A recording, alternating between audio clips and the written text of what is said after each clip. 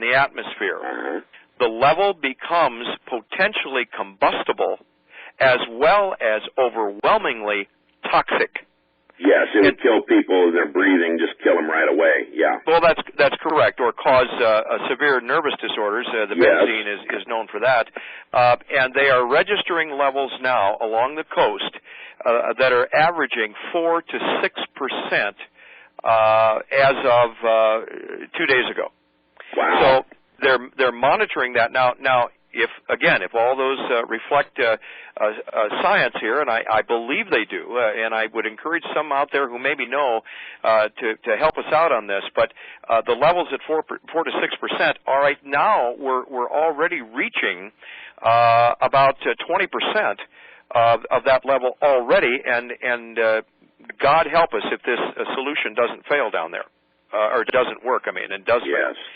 So, and at this moment, now you've got that 100-mile corridor, and I'm sorry I skipped ahead here a little bit, but that initial evacuation corridor is under an additional 50-mile extension stretching from Texas and Mexico to the Florida Keys, and that is Phase 1. Phase 2 is that area from the southern Florida tip as far north as Cape Cod, with implementation of the deadly tide scenario projected. Now, here are the projected dates. Phase 1, that is along the entire Gulf Coast, to be saturated to a point where they will have the plans in place at the call of local commanders. June 15th to 20th is the potential for a saturation point where human habitation would be in jeopardy. Do they have any estimate during that Phase 1 what percentage of the population might die? Well, it if could not be evacuated. Yes, they're talking about, of course, and they always put them in this category: the elderly, the infirmed, and the very young.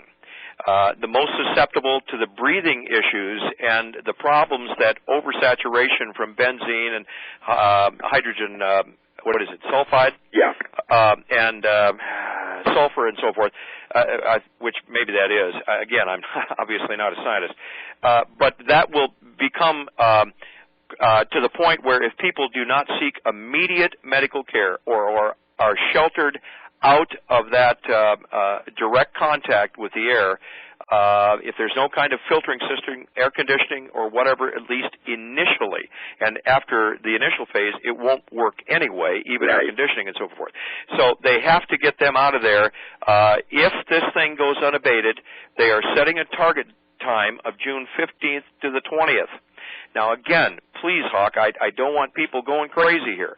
We're saying that these are the best estimates at this time in the worst-case scenario, and that's, of course, what they have to plan for, because if you are talking those kinds of evacuations, it will be mind-boggling. Yeah, it's just...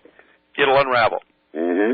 That's right. And Phase 2, then on up or deep down in the coast, Florida, and extending up the East Coast, a time frame July 1 through July 10 as a potential initial time that this may reach levels that require this Phase 1, Phase 2, and then going on into Phase 3, which is full implementation.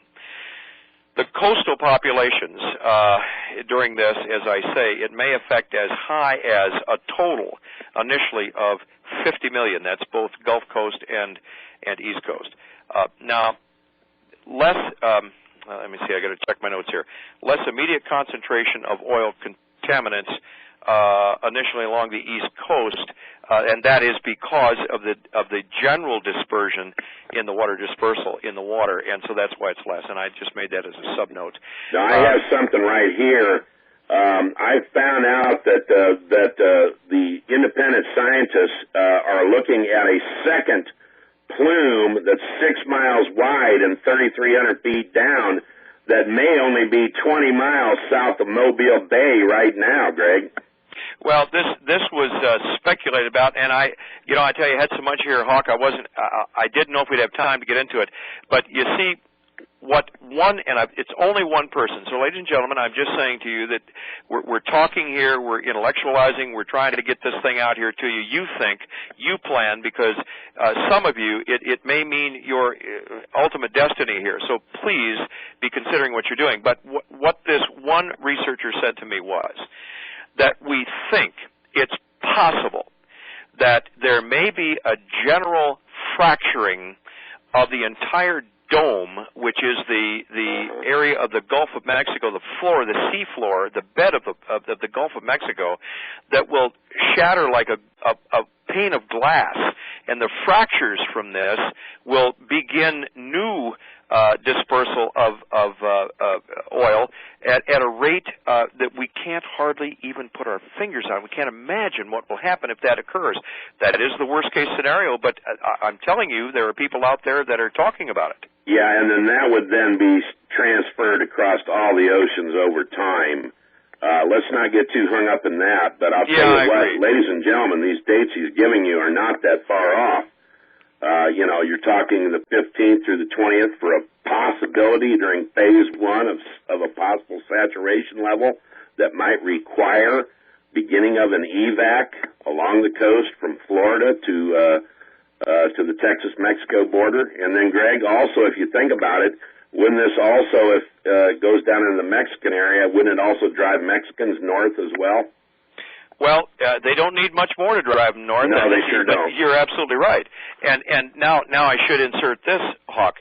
The worst case scenario has, and I was coming up with this next, is in numbers. Now, again, these are numbers that are given to me by the folks that are working on these plans, so you tell me, but this is what they say. This brings up to 200,000 state, county, and local police personnel and upwards of 300,000 volunteer and regular staffed rescue personnel, fire, ambulance, and so forth that would be affected along this corridor, and that would be without any military reinforcements, just simply the folks that deal with this on a civilian level. But they would be, of course, out in the highways and in the cities. But what you would see then is, and then there would be the marshaling of, let me see, where's my figure here? Well, I don't know that I have a number figure. Let's see. Border enforcement will collapse as if there's much to begin with, but as all available federal law enforcement is marshaled to keep city and urban strategic, and that's listed as, when I strategic sites here, as all government buildings, of course, banks, of course, hospitals, and essential infrastructure, which includes utilities, communication lines, and food transportation grids. Yes, sir? Food warehouses, gasoline stations, etc. Absolutely, and they are all given priority status, of course, and those sites will be held while all other civilian assets are basically abandoned. Homes, businesses, and so forth, schools. So it's a very grim assessment here, but these folks are charged with planning for every case, including the worst case, and this, of course, reflects worst case. And Greg, like you said earlier, and folks, let's be clear about this. This will probably be used for some kind of, Luciferian cabal's planning.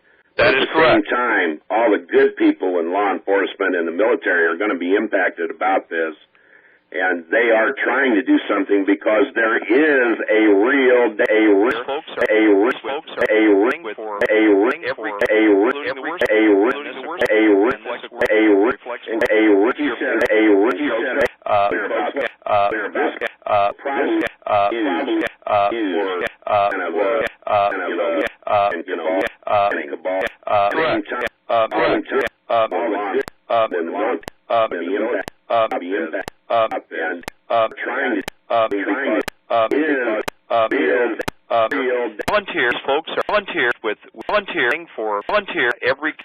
including the worst volunteer, and this of course volunteer reflects volunteer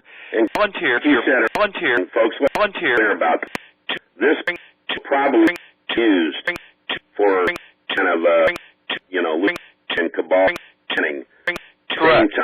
All the good when law enforcement and the military can be impacted about this, and trying to because it is